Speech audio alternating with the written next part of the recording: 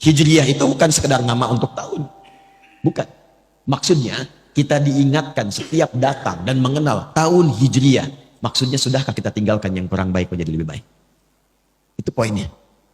Ish ma syi'ta fa innaka mayyit. Kalau masih belum paham, itu langsung. Silahkan hidup, nikmati, bebas terserah kamu. Tapi ingat, kamu akan wafat. Hari pertama, bulan pertama di kalender Hijriah ini diberi nama, apa namanya bulan apa? Bukan.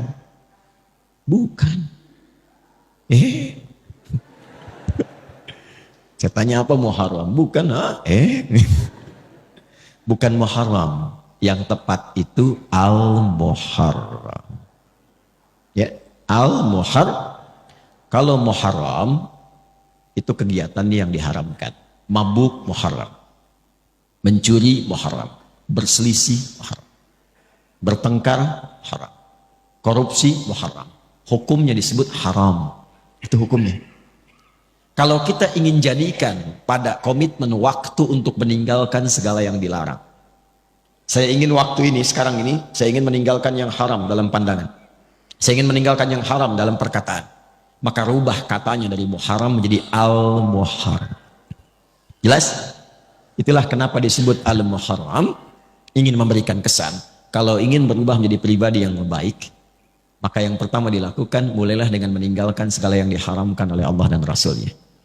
Setelah itu bikin resolusi, rencana terbaik untuk setahun ke depan minimal. Makanya nanti di tanggal 10 itu ada puasa untuk mengevaluasi yang setahun berlalu. Bukankah puasa Al-Muharram itu menggugurkan dosa setahun? Ya kan?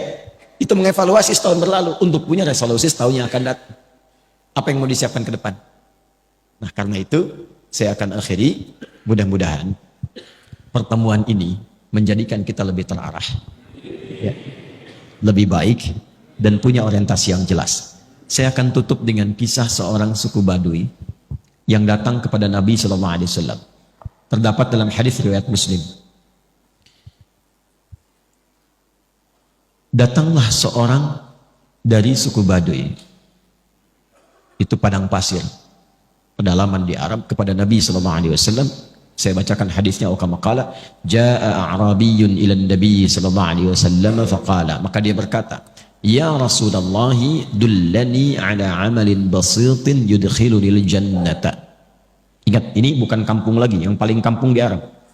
Dia datang kepada Nabi, dia mengatakan, ya Rasulullah, tolong tunjukkan padaku satu amalan yang ringan aja, nggak usah berat-berat. Yang penting hamba bisa ke surga. Pinter ya? Pinter. Secara ekonomi benar. Modal sedikit, keuntungan banyak kan? Ya. Kata Nabi, singkat. Cukupkan yang fardu saja. Kalau engkau ingin sholat, cukup fardu. Kecuali engkau ingin tambah dengan sunnah. Puasa yang fardu saja, Ramadan. Kalau engkau ingin tambah, sunnah. Harta kalau ada, yang fardu saja, zakat. Kalau mau pengen tambah, illa anta tawwa, sunnah.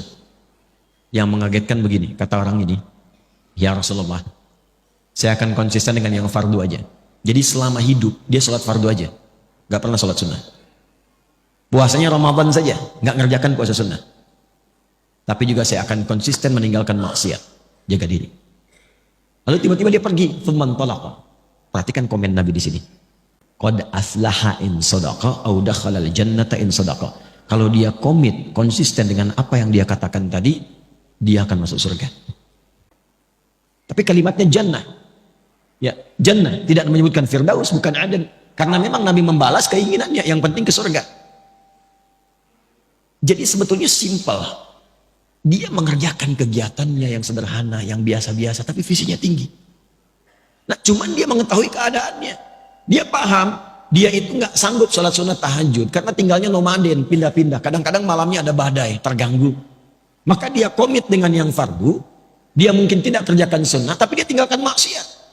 Tapi antum tidak harus pilih seperti dia. Kenapa? Karena tantangan mereka dengan kita beda. Di padang pasir, maksiat apa yang mau dilakukan? Lihat onta nggak pakai baju, emang begitu. Pemandangannya ya meresang saja. Jadi potensi maksiatnya kecil, tinggal nata diri saja. Sekarang antum buka HP sudah maksiat. Oke? Sifat apapun bisa kita kerjakan, tapi pilihan bisa kita pilih untuk menentukan bagaimana akhir kehidupan kita. Jangan sampai Satu Al-Muharram itu cuma jadi kumpul-kumpul, datang kembang api lebar, tertawa, gembira, akhir tahun, foto-foto, bikin konten, tapi tidak jelas kehidupan untuk kembali pulang.